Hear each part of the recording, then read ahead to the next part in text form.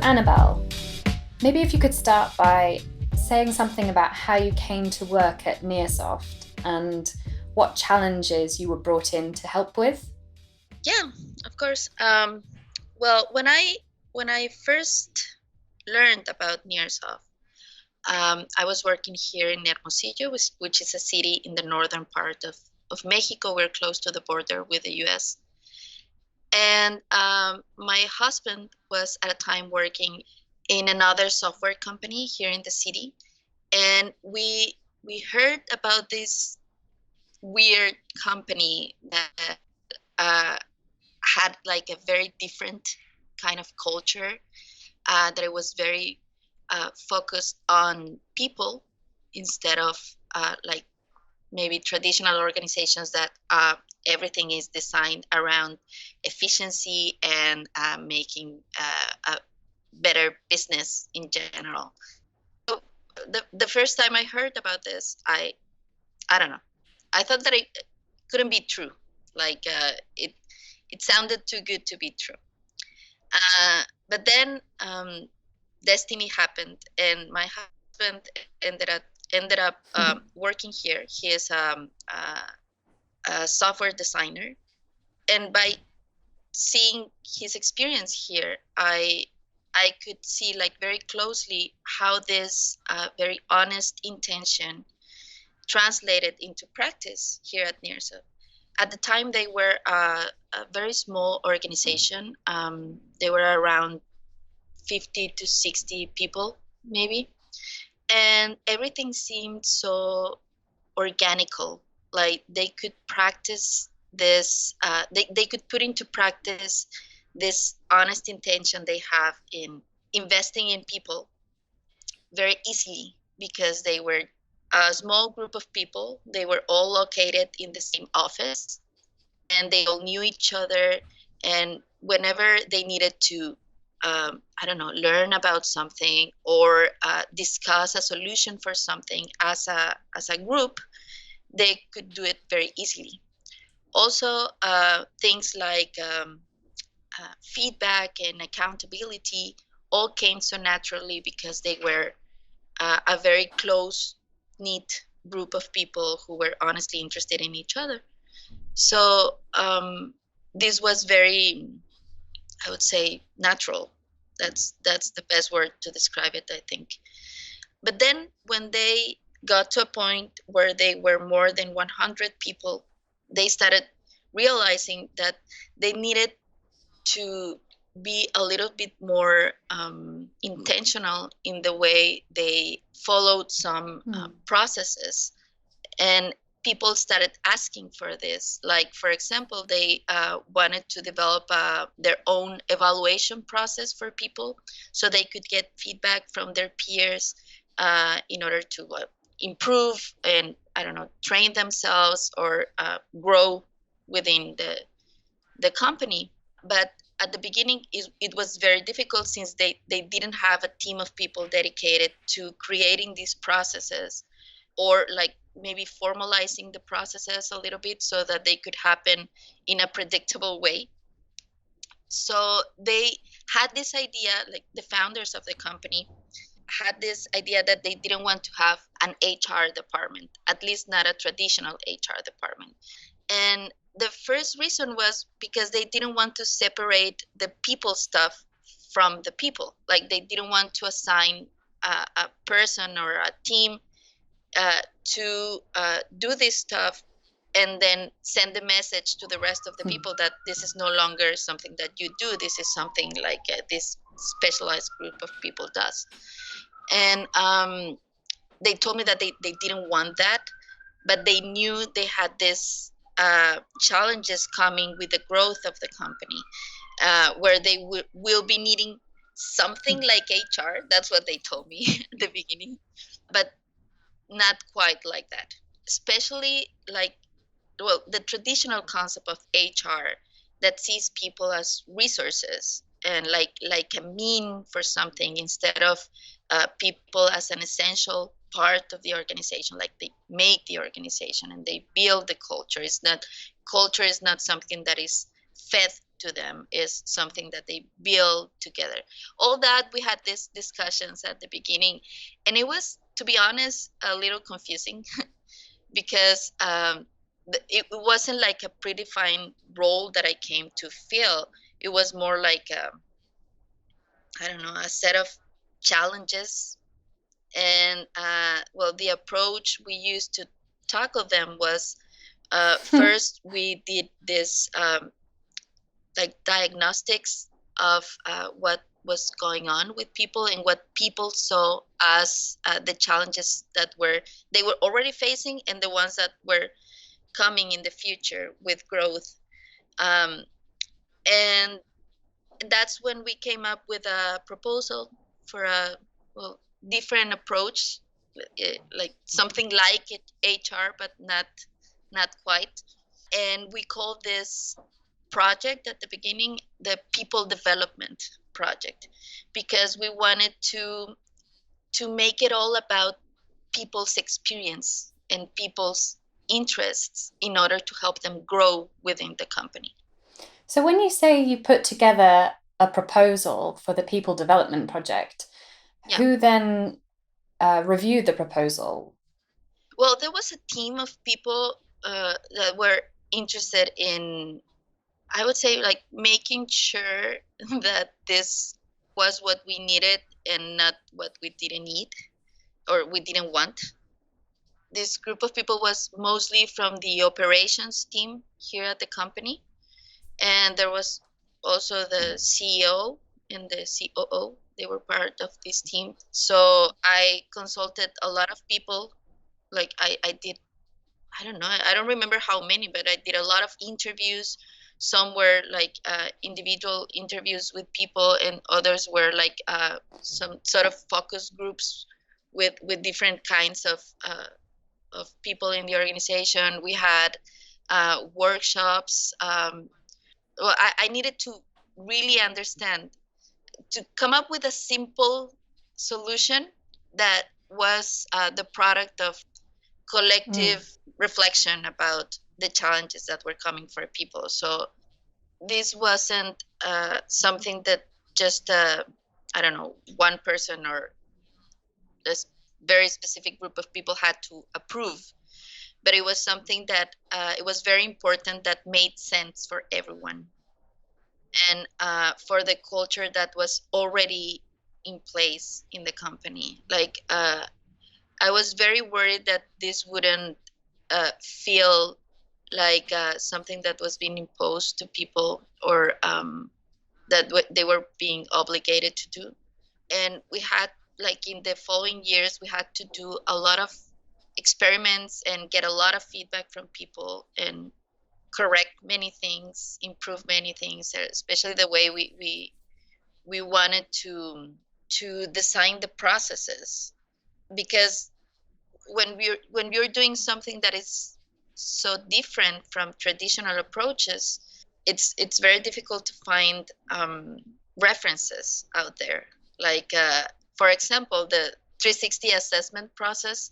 Like I know this is something that is used by many organizations, but they do it in a very different way. And we couldn't just copy something just like that and tell people, okay, this is the way things are going to be done now. We needed to make this something that they agreed upon, like everyone agreed upon, not because they had to, but because it made sense to them and it was useful for them. So over the years, as you've been running these different experiments, and also I know one of your challenges was to grow Nearsoft without losing the culture. And also self-management can, as you say, be a lot easier when you're a small company, but when you're nearly 300 people, as you are now, it takes more intentionality to create a self-management culture. So what for you have been some of the main lessons you've learned as you've been running these experiments? I think one of the most basic and important things for a company to keep their culture while growing is staying true to their shared values. I think that's the most important one, because when everyone is clear what their shared values as a company are, they are going to find the way. Like it's easier to find solutions, and it's easier to experiment and have a guide that tells you if the result you're getting is aligned with the values or not. So I think that has been very, very important for us. Like in 2011 or 2000, yeah, 2010 or 11, we had this workshop where they were around 100 people at the time, where we worked together a whole day as an organization to come up with what we were going to define as our values in the company. So the values weren't designed by, I don't know, the CEO on his desk, or something that he imagined would be good for the company. They came up from this very participative exercise where everyone talked about what was valuable for them as individuals and what they thought would be will be like a shared value, or should be a shared value in the company. And we came up with the definition of our current 5 values that haven't changed since they were first defined, because they kept being like constantly reinforced. So every decision we have made since then, we've thought about the values. Like, okay, so remember that our values are teamwork, something that we call be smart and get things done, which is like a practical approach to things, leadership, commitment, and long-term relationships. And whenever we faced a difficult decision, we would remember this, like, okay, we could do A, B, or C. So is A aligned with our values? Is it the kind of thing that is going to reinforce our values or not? I think that has been fundamental, and especially that the values are shared and known by everyone, and that we use them a lot. We talk about them a lot in every one of our processes, from the onboarding to the 360 assessments, feedback processes. Like, we're constantly recognizing people using our values, our 5 shared values, and that helps a lot to create this culture where people have the same framework to make decisions. So that's one thing. And the other one, I think, is organizations have to promote people's constant participation in order for them to feel a part of the decision-making processes. Because this is not just to make the best decision. It's also for people to start adopting the new decision or the new way of doing things that comes from this process since the beginning of the process. So it is very, very important for people to be a part of everything. Now, when we talk about this, a lot of people here or understand that we need to ask people about everything, and we need people vote for every single decision that we make, but that's not the case. We have very different ways of for people to participate, and in order for them to feel, I don't know, maybe empowered to participate, they need to have access to our information. Like, information has to be very transparent. So we have our all hands meeting every month, for example, where we share everything we have done in the past month. We shared financial information, our results, what we struggle with, the decisions we made. We have to explain them and answer questions from people. We also have our team building weeks, which happen twice a year. And during these weeks, we all get together in the same city. We have here in Mexico 3 different locations in 3 different cities in the country. So twice a year we get together for a whole week, and during this week we do a lot of activities, like group activities, to talk about stuff that concerns us all as a company. We're constantly doing surveys to get feedback from people. It just happens very naturally. We like whenever there is a decision to be made, people raise their hands and ask questions. We might write a document with an explanation for a proposal and send it to everyone, and then people would just add comments and questions to the document. And if we see people are struggling with understanding something or are like strongly against a decision we want to make, then we find different ways of approaching people. So that is something that's always on in our minds. Like we we cannot make decisions that are going to impact everybody alone. So we find ways of making people participate. And well, and another way that we have been able to grow our culture with the growth of our company is by learning from other organizations. I think that has been also very important. We are currently part of different networks of organizations that are trying new things, or new ways of doing things like us. And that has helped us like a lot, because we learn about their practices, we experiment with them, we come up with our own version of things, and we talk about our struggles with everyone, and that helps us well, sometimes not make the same mistakes as other organizations, and learn from their mistakes, but also to process our own mistakes. And by sharing what we do, there has to be this understanding of the issue first, or the struggle that you went through first. So that has given us like very good tools to escalate culture in our organization. And well, finally is as I was saying, experimentation. Like we have to keep experimenting, and the only bad thing that could happen with this is that we stopped experimenting. Like if we thought that we have come to a place where I don't know, we have defined, for example, a process that we think works very well, and that's it, then we close ourselves to feedback, and we say, okay, this is the way that things are now in this process.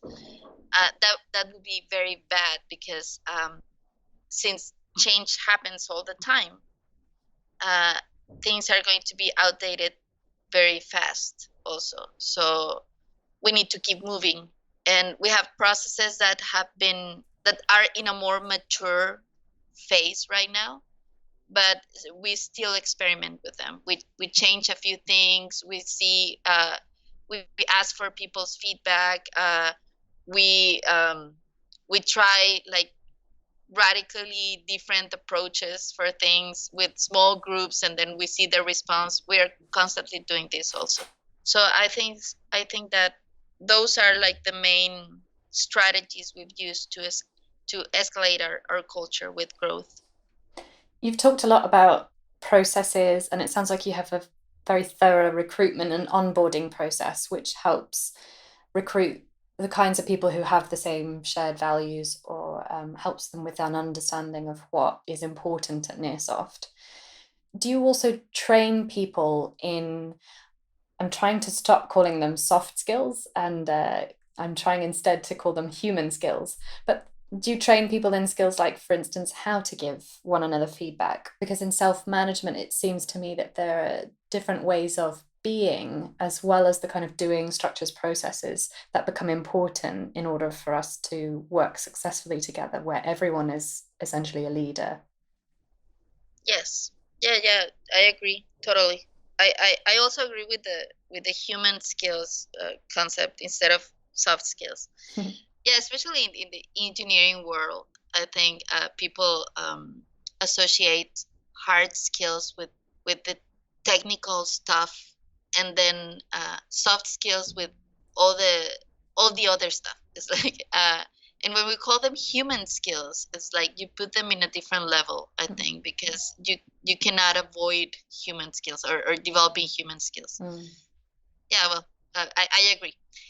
And about feedback, yes, it's very, very, very important. Having a feedback culture and helping people develop the skills to make the most out of this kind of culture for themselves, for their teams, and for the company. It's fundamental. I think it's one of the main things that we do here at Nearsoft as the people development team. We invest a lot in the skills that people develop to give each other feedback and to process this feedback and to turn it into an input for their learning process. So their growth process in general. For a self-managed team or company, this ability to provide feedback has everything to do with making our culture sustainable also.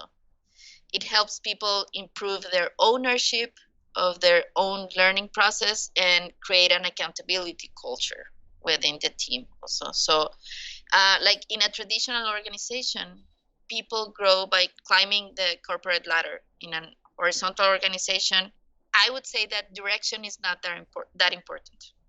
What matters is that you are incrementing your impact or the impact of what you do. So you can learn how to do that by having information about the results of your current behavior. And the only way to have that information is for people around you to tell you how they see you. So we do have this very specific like indicators if people are doing their jobs or not.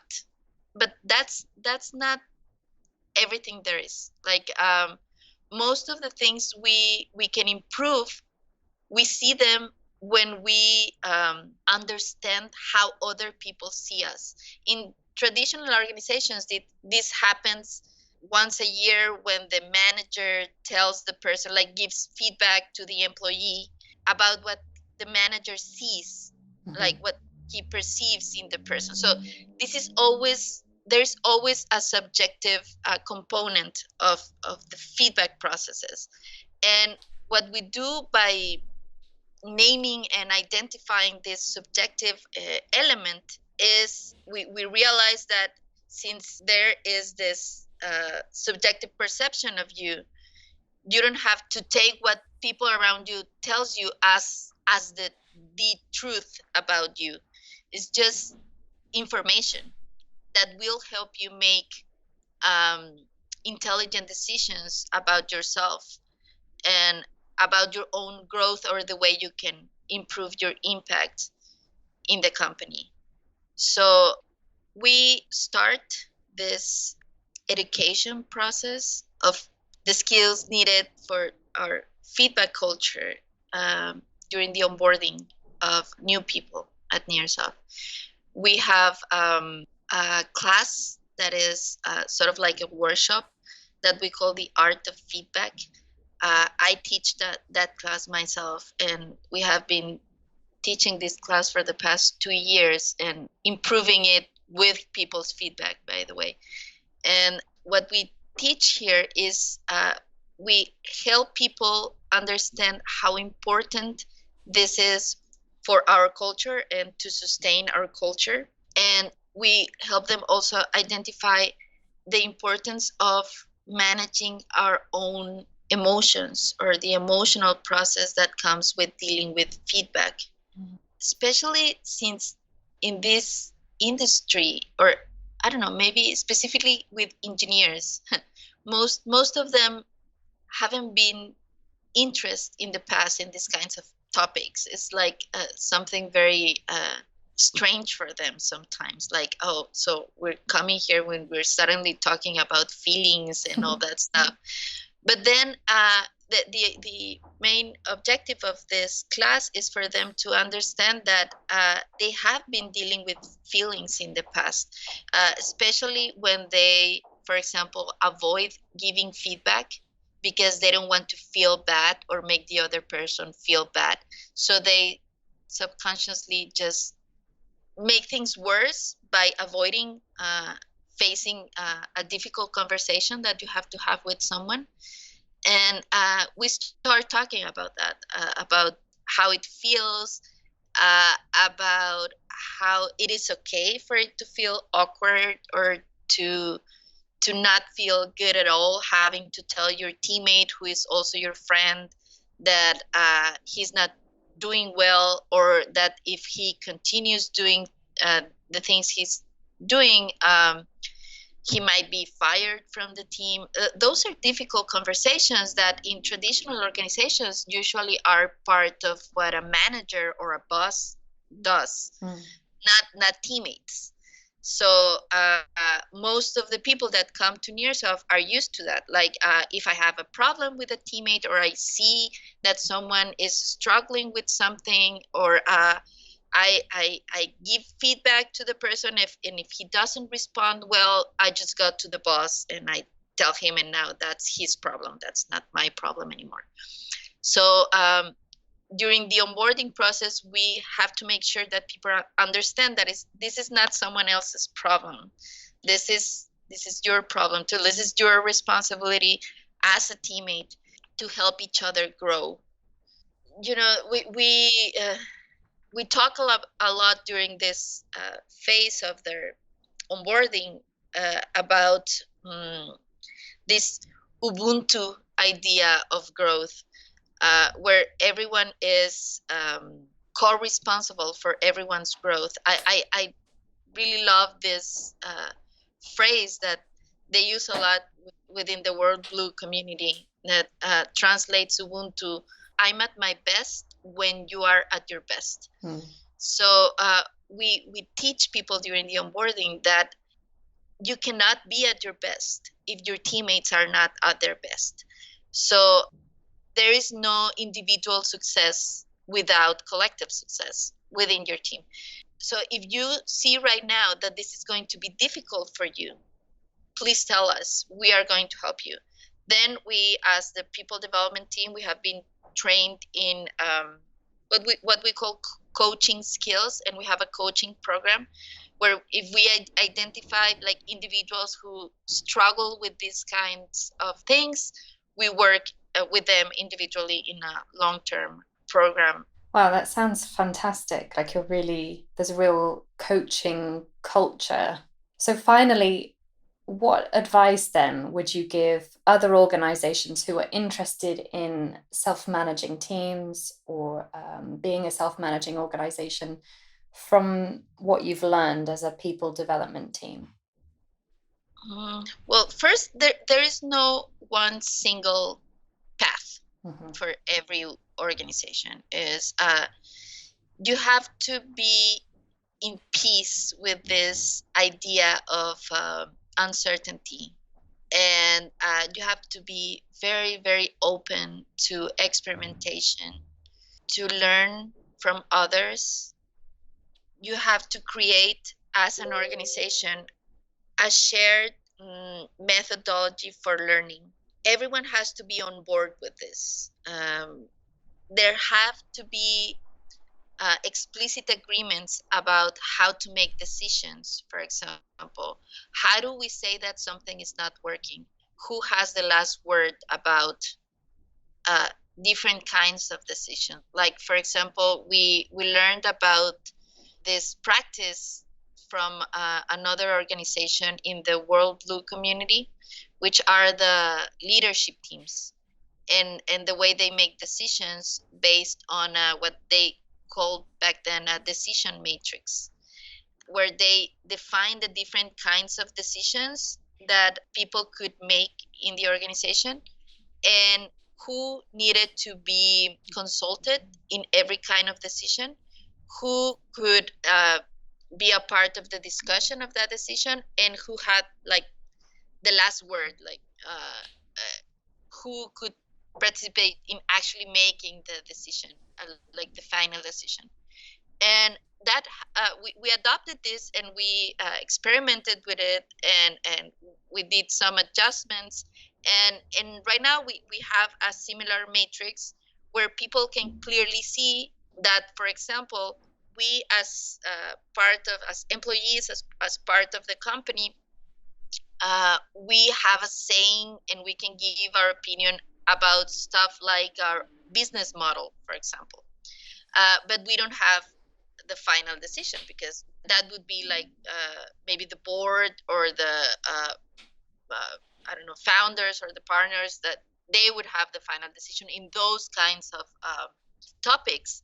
But in, like, for example, in this decision matrix, we have that everything that has to do with employees' benefits, we all have to be consulted, and we have to come to an agreement all together, because this is something that impacts everyone, and it's about us. So in the past, we have had people creating leadership teams to make decisions about like once we had a leadership team make a decision about the annual bonus that we get in December, the way it was being distributed to people.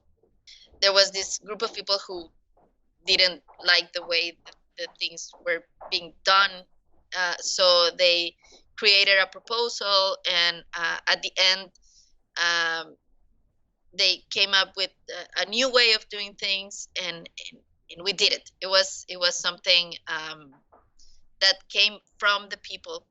But I say this as an example of how establishing a clear path or a shared methodology for people to make decisions helps a lot when you want to say what works and what doesn't work, because that also helps empower people to want to be a part of this decision. Is like I don't know, I've been in other organizations where I don't know, top management says, "Oh, we want people to participate," but they don't participate. Like, we open the door for them to say things and to propose things, and they just don't care. And I don't think it is that people don't care. Like, what usually happens is that they've had experiences in the past where they wanted to participate, and they just weren't heard, or they were told that what they were proposing didn't have they didn't have enough information, or it just was, I don't know, ignored. So because they didn't have these processes in place for people to be a part of what was going on, they just give up. And I think that's only human, and it's natural and understandable, and we don't want that here. So I think that is fundamental when you're trying to build a self-management culture, to have these processes in place, and be constantly reinforcing ways for people to be a part of what's going on.